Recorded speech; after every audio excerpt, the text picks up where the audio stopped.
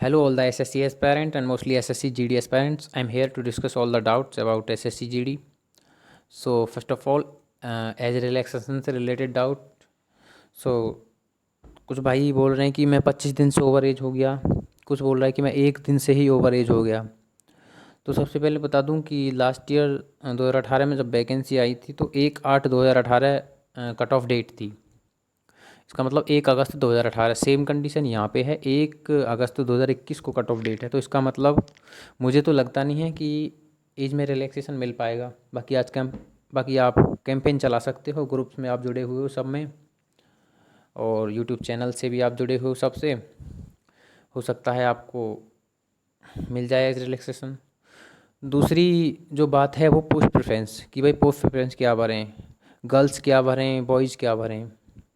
So post preference के लिए मैं सजेस्ट करता हूँ कि आप अपने हिसाब से पोस्ट प्रेफरेंस भरो, क्योंकि इसमें कई चीज़ मैटर करती हैं। सबसे पहले कि आप भाई कहाँ से हो, किस स्टेट से हो आप।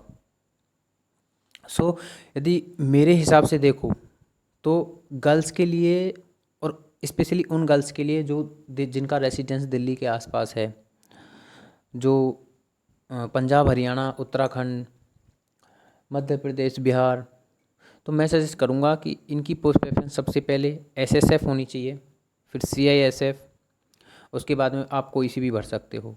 अब इसमें क्या है कि सीआरपीएफ और एनआईए की कोई वैकेंसी है ही नहीं अब की बार। एसएसबी में वैकेंसी हैं तो एसएसबी में केवल केवल मेल्स के लिए वैकेंसी है, फीमेल्स के लिए एक भी वैकेंसी नहीं है। ठीक है। और मेल्स की बात करें तो वो पोस्ट प्रेफरेंस कुछ भी रख सकते हैं, लाइक सीआईएसएफ रख रहे हैं ज़्यादातर, तो सीआईएसएफ रख सकते हैं आप फर्स्ट पे। सेकंड पे बीएसएफ रख सकते हैं, बाकी कुछ भी रख सकते हैं आप।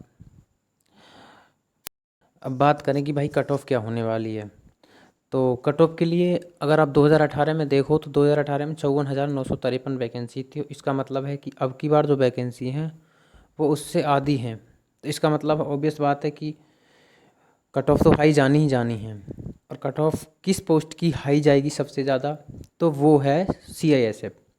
जैसा मुझे लगता है कि सीआईएसएफ की कट ऑफ की बार बहुत हाई जाने वाली है। अच्छा, फोर्थ पॉइंट ये है कि क्या भाई, अब क्वेश्चन ये था कि मेरी हाइट 169 है तो क्या मैं फॉर्म भर सकता हूँ।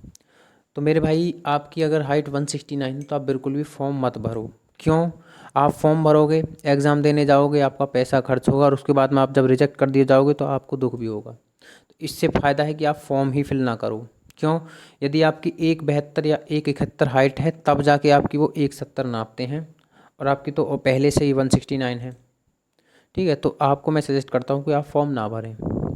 फिफ्थ पॉइंट ये है कि क्या सीआरपीएफ एनआई की वैकेंसी आगे आएंगी। तो इसके बारे में ये कहना चाहूँगा कि एसएससी के पास में जितनी वैकेंसी थी सेना की ओर से, पैरामिलिट्रीज की ओर से, तो उसने वो निकाल के दे दी कि हमें इतनी रिक्वायरमेंट करनी है और सेना को इतने बंदे देने हैं। हाँ, ऐसा हो सकता है कि आगे अलग से सीआरपीएफ अलग से वैकेंसी निकाले और अपनी अलग से रिक्वायरमेंट करे।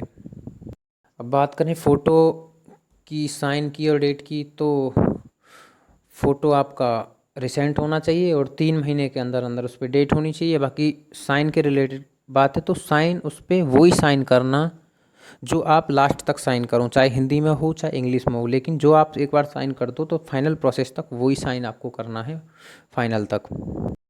अब बात सैलरी की करें कि क्या किसी पोस्ट में सैलरी ज़्यादा है, तो ज़्यादा किसी में नहीं है। सैलरी का जो लेवल है, थर्ड लेवल, वो लेवल सेम है सैलरी का। बस ऐसा है कि अलाउंस बढ़ जाता है। जैसे मान लो आपकी यदि मेट्रो सिटीज़ में ड्यूटी चल रही है, जैसे आपकी दिल्ली वगैरह ड्यूटी है, तो आपके अलाउंस बढ़ जाते हैं उसमें।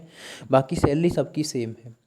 अब एक क्वेरी ये थी कि भाई मेरे फादर का नेम और जो 10th मार्कशीट में जो नेम है उसमें एक अल्फ़ाबेट की मिस्टेक है, तो उसके लिए आप एफिडेविट बनवा सकते हो। आपकी जो तहसील लगती हो, जो भी आपकी नियरेस्ट, आप वहाँ से जाके एफिडेविट बनवा सकते हो कि ये दोनों नाम सेम ही हैं, तो उसमें कोई प्रॉब्लम है नहीं। अब फाइनल और जो मोस्ट इम्पोर्टेंट पॉइंट है वो है ईडब्ल्यूएस का। कि क्वेश्चन ये था कि मेरा भाई, मेरा ईडब्ल्यूएस जो था नवंबर में बना था, तो क्या मुझे नया ईडब्ल्यूएस बनवाने की ज़रूरत है। तो बता दूं आपको, नया ईडब्ल्यूएस बनवाने की ज़रूरत है। सबसे पहले ये बता दूं कि ईडब्ल्यूएस किस बेस पे काम करता है, क्या होता है। तो ईडब्ल्यूएस जो होता है वो आपका फाइनेंशियल ईयर पे बेस होता है। मतलब डिफरेंट डिफरेंट फाइनेंशियल ईयर में आपकी इनकम जो होगी वो डिफरेंट डिफरेंट होगी, तो आपको डिफरेंट ही ईडब्ल्यूएस बनवाना पड़ेगा। इसका मतलब ये है कि फाइनेंशियल ईयर जो होती है वो 1 अप्रैल से 31 मार्च तक फाइनेंशियल ईयर होती है। अब आपने नवंबर में, यदि पिछली नवंबर में ईडब्ल्यूएस बनवाया है, तो 1 अप्रैल के बाद आपको नया ईडब्ल्यूएस बनवाने की ज़रूरत है। ईडब्ल्यूएस बनवाने में मात्र मात्र 50 से 100 रुपये खर्च होते हैं। आप किसी भी वकील या दलाल को ज़्यादा पैसे ना दें किसी भी तहसील में। यदि आपको ईडब्ल्यूएस के बारे में जानना है तो आप कमेंट कर सकते हैं। और एक डाउट ये था कि क्या ईडब्ल्यूएस बनवाने के बाद हाइट में छूट मिलती है, तो मेरे भाई ऐसा कुछ भी नहीं है। ईडब्ल्यूएस से केवल और केवल वैकेंसीज़ में छूट मिलेंगी, और काफ़ी छूट मिलेगी, क्योंकि पिछली बार जब दिल्ली पुलिस में देखा तो दिल्ली पुलिस में ओबीसी से भी कम थी उसकी कट ऑफ, जो ईडब्ल्यूएस वालों की। ठीक है, धन्यवाद।